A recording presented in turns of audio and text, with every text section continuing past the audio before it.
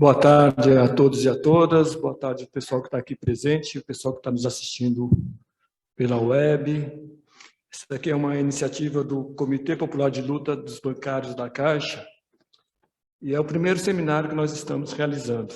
Estou aqui junto com a Maria Fernanda, nossa querida, eterna presidenta da Caixa. Temos aqui também alguns convidados especiais, Jaci Afonso, presidente da CUT-DE, presidente do PT do Distrito Federal, um prazer estar te recebendo. Temos também a presença de diretores da FENAI, presidente de APCF, o Dionísio Reis, diretor dos Sindicatos Bancários de São Paulo. Então, muito obrigado pela presença de todos vocês. É muito bom estar aqui para falar, ouvir e dialogar sobre a Caixa que a gente quer a partir de 2023. A história da Caixa se confunde com as principais movimentações sociais do país nos últimos 161 anos. Seja na luta dos escravizados pela sua liberdade, por meio da compra de uma carta de alforria, seja na aquisição da casa própria possibilitada pelo Minha Casa Minha Vida. A Caixa vem fazendo sua parte como um bem público na vida de cada um dos brasileiros e brasileiras. Além das grandes mudanças de vida possibilitadas pelo acesso ao crédito, a Caixa ainda contribui com a política econômica do país como ferramenta para a geração do desenvolvimento econômico e social do Brasil. Desde o golpe de 2016, sofremos incontáveis tentativas de privatização da Caixa e de enxugamento do compromisso do banco com as políticas sociais. Mas agora temos a esperança de estar no fim desse pesadelo e de ter de volta um país justo, democrático, com um governo comprometido com a população, com a Caixa pública e social. A Caixa que queremos é um braço forte do Estado, na redução das desigualdades para que as políticas sociais alcancem quem mais precisa, que está em locais que os bancos privados não querem ir. É uma Caixa que contribua para o desenvolvimento do país, que seja estratégica para o crescimento econômico, para a geração de emprego e renda. Uma Caixa que respeite seus trabalhadores e trabalhadoras, que valorize em vez de adoecê-los. Temos muito trabalho pela frente. E é por isso que estamos aqui, incentivando a criação de comitês populares de luta para que a gente consiga transformar o Brasil, criando um forte e organizado movimento capaz de sustentar nas ruas um programa popular de reconstrução do país. Precisamos defender os direitos do povo e construir uma consciência popular de que o voto para presidente é só o primeiro passo. Precisamos construir uma base de deputados, senadores, senadoras, governadores, governadoras, que sustente as transformações que o Brasil precisa. Que esse seminário nos ajude a discutir as mudanças que precisamos fazer para a Caixa ter o que queremos a partir de 2023. Um bom debate a todos. Muito bem, Takemoto. Muito obrigada. Agradeço aqui a oportunidade de compor essa mesa aqui contigo, uma alegria, um prazer. Queremos, pelo Comitê Popular de Luta em Defesa da Caixa, agradecer o apoio da FENAI, o apoio da CUT, do Sindicato dos Bancários aqui do Distrito Federal, que foram fundamentais para que a gente pudesse ter a oportunidade hoje de fazer esse diálogo. E nós vamos, então, iniciar o primeiro bloco de debate do nosso seminário. Cada um dos palestrantes terá em torno de 25 a 30 minutos para sua fala. E o tema desse bloco é Gestão e Governança, o protagonismo da classe trabalhadora. Para preservar a Caixa como banco público a serviço do povo brasileiro, precisamos de uma Caixa mais democrática, com controle social exercido pela sociedade e pelos trabalhadores do banco. Conforme já disse muitas vezes a nossa convidada, abre aspas, ninguém tem mais interesse em uma Caixa forte, que atenda a população com qualidade e que se mantenha rentável do que os próprios empregados, fecha aspas. É por isso que a gente convida nesse momento a nossa querida conselheira Maria Rita Serrano, por favor. Ela é a representante eleita dos empregados no Conselho de Administração da Caixa e também a coordenadora do Comitê Nacional em Defesa das Empresas Públicas. Rita, uma alegria você aqui conosco. Cumprimentamos também todos os colegas que já estão conosco, parceiros, amigos, colaboradores que nos assistem de forma virtual, de forma online. Muito bem-vindas e bem-vindos.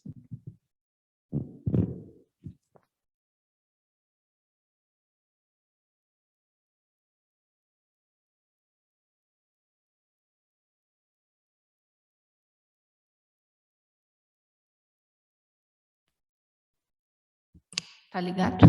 Tá. Bom, eu quero primeiro dizer boa tarde para quem está aqui, para quem está nos assistindo, agradecer o convite aqui do pessoal que está coordenando este comitê, e este debate ele é extremamente contemporâneo, né?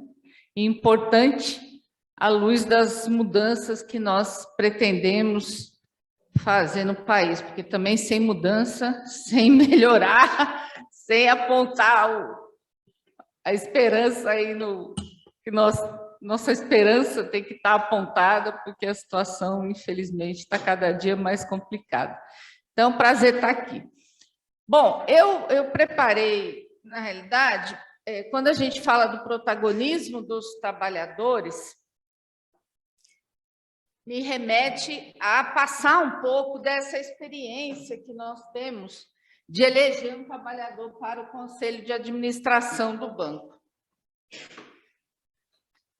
Então, por sinal, tive um artigo agora publicado pela Universidade de São Caetano do Sul, onde eu sou pesquisadora voluntária, que fala justamente sobre essa experiência de eleger trabalhadores pelo mundo, né, em vários países. Como é que está essa experiência? Só para a gente ter ideia, na Caixa, nos bancos em especial, fazem 8 anos que nós temos já trabalhadores eleitos. Na realidade, nas empresas públicas, né? Eu estou falando da Caixa, dos demais bancos, porque a lei que garante a eleição de trabalhadores em empresas públicas, ela é de 2010, é uma lei do ex-presidente Lula, quer dizer, a Dilma promulgou a lei, mas ele foi quem assinou a lei, no dia 28 de dezembro de 2010, e algumas empresas públicas elegeram logo em seguida. No caso da Caixa, a primeira eleição foi em 2013 e a posse em 2014. Jaci Afonso conhece bem essa história, né, Jaci? Então, eu falei que ele conhece a história porque ele foi um dos articuladores, né, da assinatura, né, dessa lei. Então, nós estamos completando aí, da lei de 2010 para agora, são 12 anos, mas do exercício da função na Caixa, né, é de 8 anos. Eu tenho o privilégio de estar lá 8 anos, estava como suplente, depois fui eleita efetiva, então acho que já temos uma experiência para poder passar para vocês aqui do que é isso. E eu também coordeno um grupo de conselheiros, né? Nós temos um grupo de conselheiros eleitos nas estatais, inclusive nós vamos lançar esse mês uma revista dos conselheiros, né, de estatais, devemos lançar até o final do mês, e a gente, então, portanto, vem trocando figurinha, né, falando muito dessas experiências nas estatais. Só destacando, antes de eu falar de outros países, que a Vale é uma empresa privada e tem conselheiro de administração eleito pelos trabalhadores. E tem mais uma ou outra, a Vale é a maior, tá bom? Só para a gente... Sim. Mas eles mantiveram, né? Que eu acho que é extremamente importante. Então, quero falar um pouco sobre isso e, no final, aí sim, falar um pouco da Caixa, né? Mas discutir isso, porque quando a gente fala em democratização de espaço público, nós temos que fazer essa discussão do protagonismo dos trabalhadores. Bom, a primeira questão é que essa iniciativa de eleger trabalhadores para conselhos de administração, ela não é nova no mundo, né? O primeiro caso conhecido é de 1919, nos Estados Unidos, no estado de Massachusetts, eu falei certo? Que tem uma legislação antiga, né? Como eu disse, o primeiro caso é de 1919, onde as empresas lá de manufatura elegem até hoje trabalhadores para conselhos de administração e as universidades também. Então, o primeiro caso é americano. Depois, nós tivemos a Constituição de Weimar, que é a Constituição alemã, na década de 30, na Alemanha, que foi a primeira Constituição de um país a falar dos trabalhadores terem direitos, está na Constituição de Weimar. Os trabalhadores, está lá, garantida a educação, os direitos, né, os direitos sociais e a participação dos trabalhadores em gestões. Então, foi a primeira vez que isso aparece numa Constituição. A Constituição do Brasil, da mesma década de 30, 34, acho 40, depois na época de Getúlio, ela também vai listar isso. A Constituição no Brasil de 1967, olha, gente, em plena ditadura militar, ela vai colocar na Constituição a possibilidade de eleger trabalhadores para empresas públicas ou privadas. A Lei das SAs de 1976 também vai listar a possibilidade de eleger trabalhadores para conselhos de administração. Até hoje, isso não está regulamentado. Já tem uma discussão no Congresso Nacional, inclusive eu vou participar de uma audiência pública no Congresso para discutir isso, regulamentar dentro da questão da lei das SAs, portanto, para as empresas privadas. E no mundo, logo após a Segunda Guerra Mundial, o caso mais emblemático que nós temos é da Alemanha, que é o Reinaldo, que eu convidei, não sei se ele vai conseguir entrar. O Reinaldo, ele está lá na reunião do Conselho de Administração, inclusive na Alemanha. Hoje era a primeira reunião presencial depois da pandemia. Então, a Alemanha tem um caso mais emblemático. A Alemanha, desde 1952, uma lei federal determina que as empresas maiores, com mais de 500 trabalhadores, devem eleger ao menos metade dos conselhos deve ser eleitos por trabalhadores. E lá não tem impeditivo de ser dirigente sindical, não, porque aqui é inconstitucional, mas a lei das estatais proibiu de ser dirigente sindical. Na Alemanha não tem isso. Então, na Alemanha, nas empresas grandes, por exemplo, como a Volks, onde o Reinaldo, que é aqui do Brasil, ele faz parte, eles chamam de comitê lá, né? Comitê mundial.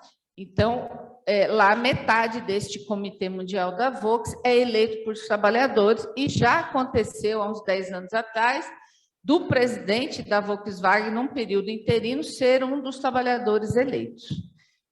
E na Alemanha, como eu disse, a regra, a lei, né, determina que todas as empresas com mais de 500 trabalhadores, públicas ou privadas, devem eleger representantes para os conselhos. Na França, a lei determina que 30%, um terço dos trabalhadores de empresas públicas sejam eleitos pelos trabalhadores, e agora, nos últimos anos, uma lei, acho que de 2003, determinou isso também para empresas privadas, com regra diferente, né? Vai de 1 a 1/3, depende do tamanho da empresa. Na América Latina, nós temos a Argentina e o Uruguai, que essa possibilidade existe na Constituição, mas não foi regulamentada. E nos Estados Unidos, agora, tem um caso interessante, que uma senadora democrata, Elizabeth Warren, ela, em 2018, ela tem um projeto que ela apresentou ao Congresso Nacional Americano, que ainda não foi aprovado, que ela chama de Lei do Capitalismo Responsável. Por sinal, o mesmo projeto tem lá no Reino Unido. Estão chamando de Lei do Capitalismo Responsável. Então, eles dizem que é fundamental as empresas terem trabalhadores eleitos nos seus conselhos de gestão, porque desta forma essas empresas vão ter, de fato, uma melhor governança, um controle maior, e que isso é fundamental, inclusive para poder, em alguns textos eles falam sobre isso, mas inclusive poder focar essas empresas na geração de empregos e não só na distribuição de dividendos para os acionistas. Então, eles defendem, esse projeto dela defende que 40% dos conselhos de administração de empresas federais que tenham mais de $1 bilhão de faturamento sejam eleitos. E esse é um debate, o Partido Democrata, inclusive, ele fez uma pesquisa durante a eleição de 2018 sobre esse tema, e a maioria dos entrevistados concorda com essa possibilidade de democratização desses espaços. Colocado isso, dizer que é óbvio que isso não é algo... E aí o Reinaldo podia falar da experiência da Vox, se a gente conseguir contatar ele, mas, assim, é lógico que isso tem uma série, tem questionamento, né? Porque você tem o representante dos trabalhadores em conselhos de gestão, ali ele não está representando o sindicato, ele não é o... Né? Na realidade, ele tem que participar do processo de gestão da empresa, né? Não é só a pauta necessariamente dos trabalhadores. Eu, por exemplo, tenho que votar nas operações do banco, né? Discutir a questão do crédito, do financiamento e etc. Então, na verdade, esse trabalhador ele tem que discutir a gestão da empresa, mas é óbvio, né? Se a gente pensar, inclusive a OIT, a Organização Internacional do Trabalho, desde a década de 60, discute a importância do envolvimento dos trabalhadores nos espaços de gestão. E aí, de forma muito resumida, a Maria Fernanda começou falando sobre isso, é justamente quem é que quer a perenidade da empresa. Quem mais quer a perenidade na empresa são seus trabalhadores. Né? Quem mais quer a integridade de uma empresa são seus trabalhadores. Quem mais conhece uma empresa é aquele que executa, portanto, os trabalhadores da empresa são aqueles que mais conhecem a empresa. A gente sabe disso na Caixa, né? Você vai nas agências, o cara fala, Rita, olha, essa operação aqui não funciona, esse sistema aqui podia ser assim, mas desse jeito não funciona. Por quê? Porque ele conhece a empresa, ele sabe como funciona a empresa. Então, a ideia de você ter trabalhadores em gestão, ele não vai resolver o problema da pauta sindical e nem deve, porque não é ele que vai negociar acordo coletivo, esse não é o papel, mas é mais um espaço de organização dos trabalhadores e, nesse caso, não só levar o olhar dos trabalhadores para a alta administração, como também você democratizar as relações de trabalho, você ter controle social, porque tem que ter controle social de empresa pública, mas também tem que ter controle social de empresa privada. Empresa privada não é só para dar lucro exorbitante, distribuir lucro para acionista, sem não ter nada em troca para a sociedade, né? Quer dizer, é algo que nós precisamos discutir também. A gente discute muito em empresa pública, mas precisamos discutir esse capitalismo mercenário aí que as empresas especiais, as multinacionais, só querem ganhar dinheiro em detrimento dos trabalhadores, da sociedade.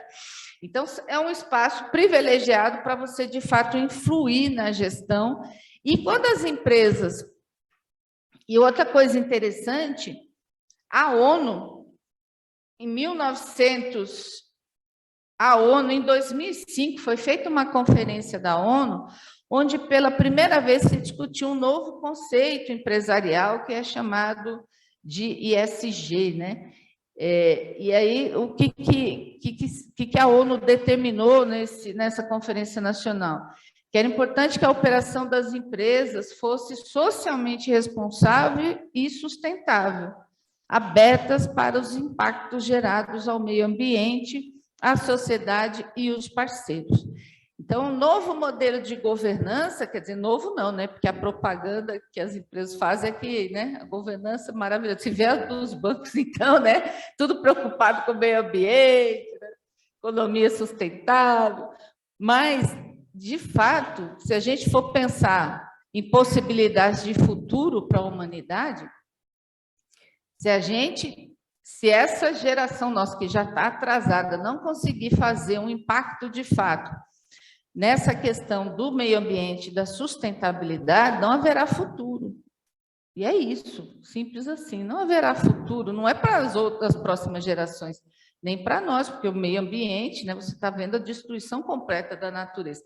Então, esse debate de você pensar a governança a partir do olhar dos trabalhadores, com responsabilidade ambiental e social é um debate extremamente atual, necessário e urgente que o mundo precisa fazer. E alguns países do mundo estão engatinhando, né? Muito engatinhando, e nós aqui, então, nós fomos por o atraso que nós tomamos no último período, fez com que a gente ficasse uma postura mais reativa, né?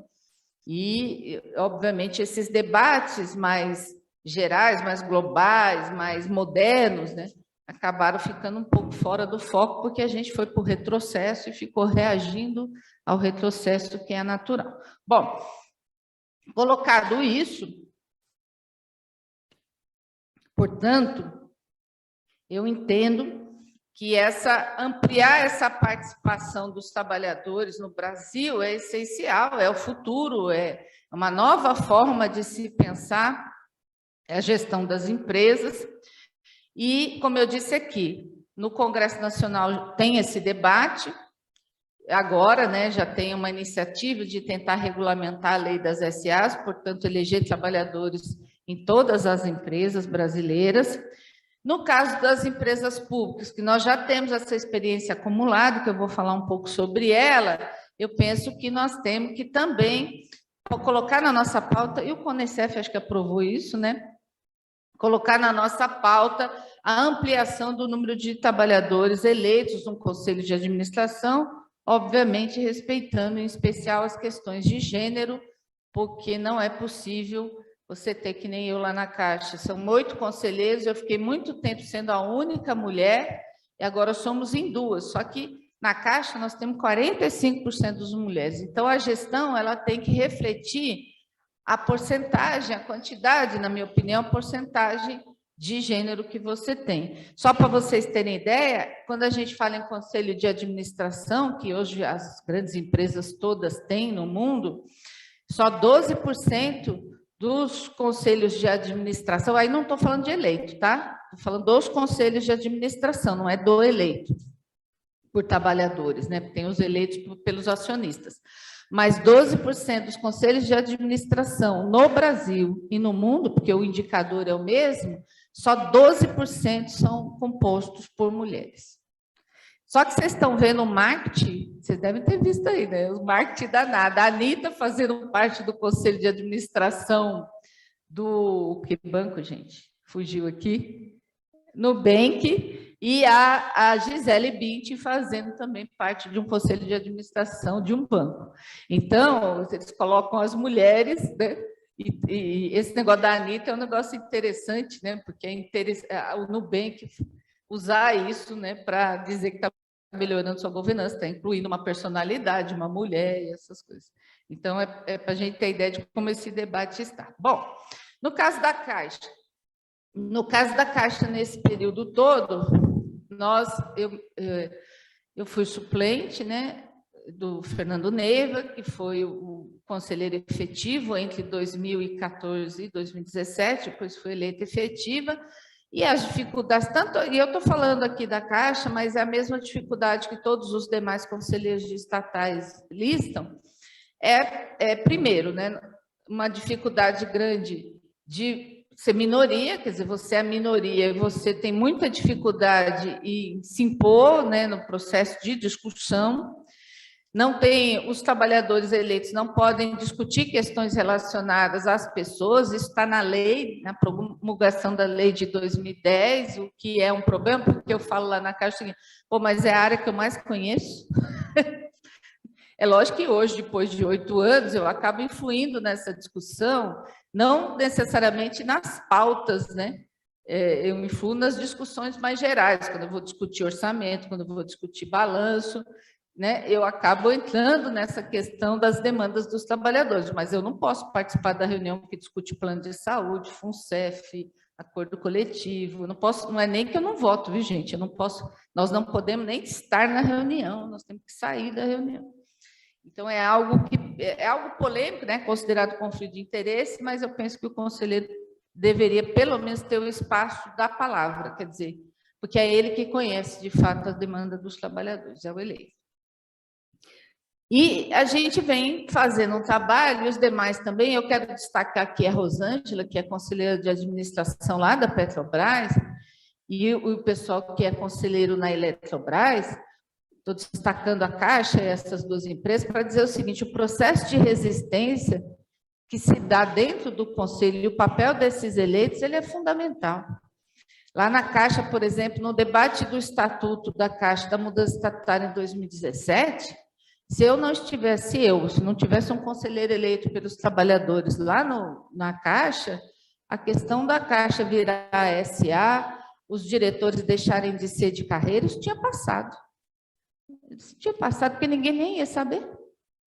Porque as atas não são divulgadas, diferente de outras empresas que têm ata pública, na Caixa não é. Ninguém ia saber que tinha essa discussão lá dentro, só ia saber depois que foi aprovado. Então, isso é democratizar o espaço de discussão, né? Isso é de fato, democratizar, por você estar lá, você conseguir retratar o tamanho dessas polêmicas, né? E de forma transparente prestar contas para quem te elegeu, para poder fazer o debate. Então, ali foi decisivo e nós conseguimos reverter as duas coisas. Logicamente que o movimento feito para essa reversão foi nacional, envolver todas as entidades, mas as entidades só ficaram sabendo porque a gente estava lá. A mesma coisa com relação à Petrobras, né? A Rosângela vem tomando posições duríssimas lá com relação, principalmente agora, essas mudanças estão ocorrendo na Petrobras, vem divulgando as posições dela, e com isso ela consegue colocar uma visão crítica daquela situação que a empresa está vivendo, sobre o olhar não só dos trabalhadores, né, mas o olhar daqueles que querem que a empresa se mantenha pública, né, e que a empresa se mantenha íntegra. E isso vem sendo importante. Na Eletrobras, as mesmas coisas, né, os conselheiros eleitos lá, porque é mais de um, porque tem o da Eletrobras e tem das subsidiárias, vem fazendo um processo grande de resistência, fomentando o debate. Eu diria que se esses espaços não tivessem esses conselheiros, com certeza as discussões seriam mais ocultas, né? E menos debatidas, né? E a crítica também a esse processo, ele seria menos qualificado, eu diria, porque isso você consegue qualificar o debate. Então, eu, por exemplo, coloco minhas posições, voto contra algumas coisas, não voto contra tudo aquilo que é para o banco se desenvolver, eu voto a favor, tudo aquilo que for para diminuir o papel da instituição ou que vá reverter em retirada de direitos dos trabalhadores, eu voto contra, registro, meu voto está registrado, está documentado, portanto, fica lá para os anais da história e para, de repente, para tudo aquilo que for necessário. E a Caixa, graças a essa luta das entidades, dos movimentos, a Caixa, nós estamos em 2022, passando por um governo que, como entrou dizendo que ia privatizar tudo aquilo que é possível, infelizmente, está conseguindo aí privatizar a Eletrobras, que é um crime contra o país, nós estamos vendo isso, mas no caso dos bancos públicos e da Caixa, nós conseguimos... nós estamos em 2022 com 5 bancos federais ainda íntegros, a Caixa está íntegra. Lógico, né? Lógico, se a gente for falar, ó, tem problema, tem um monte de subsidiária, abriu capital de uma, mas que já estava planejada há muitos anos, não foi de agora, que é da Caixa Seguridade. Você tem o Fundo de Garantia sendo esvaziado, isso é grave? Porque é ele que dá funding para os financiamentos de habitação e saneamento. Você tem os caras querendo tirar a exclusividade do penhor, isso é complicado, mas do ponto de vista de uma estrutura de empresa, ela ainda está íntegra, né? Ela está de pé, o BNDES, mesmo descapitalizado, ele ainda existe, quer dizer, o que eu estou querendo dizer, não fecharam, né? Não venderam, está lá. Então, é possível reverter o estrago feito, lógico que é possível reverter o estrago feito, né? Mas isso, lógico, foi organização, é luta, é batalha, é todo dia na orelha do povo, né? Falando da importância daquela instituição. A gente é repetitivo porque tem que ser repetitivo, então é uma luta diária. E eleger trabalhador, ter trabalhador no conselho é mais uma ferramenta, não é a principal, mas é mais uma ferramenta na transparência, na melhoria da governança, na posição crítica, no controle social, na fiscalização deste processo. Então, eu na realidade, queria colocar isso para vocês. Eu não sei se vai ter pergunta ou não. Não sei se vai ter pergunta ou não, mas é um pouco um panorama geral. E eu penso que o movimento sindical, as entidades, precisam incorporar essa experiência de eleger trabalhadores no conselho, né? Eu venho falando isso lá para as entidades sindicais, que a gente conseguiu uma conquista tão importante, mas não se apropriou dela. O movimento sindical não se apropriou dessa conquista, não consegue incorporar essa experiência na sua pauta. Então, eu penso que nós não podemos conquistar as coisas e, né, isso é importante, é fundamental.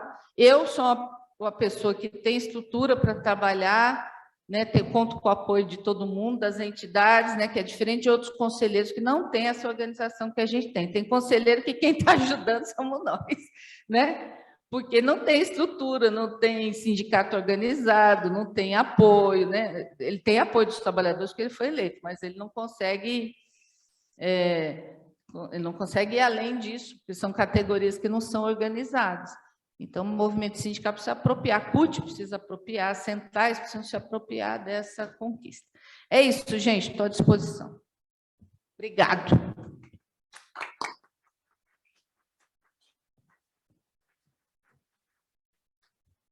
Agradecer aqui a Rita, mas assim não vai ter debate, viu, Rita? Então, assim, a Rita, além de ser conselheira eleita, também é diretora da FENAI, né? Então, é um orgulho ter ela junto com a gente, né? E, assim, o grande trabalho que ela vem realizando, a gente é prova disso, acompanha. Então, a gente agradece aí mais uma vez o trabalho que a Rita vem desempenhando no CA.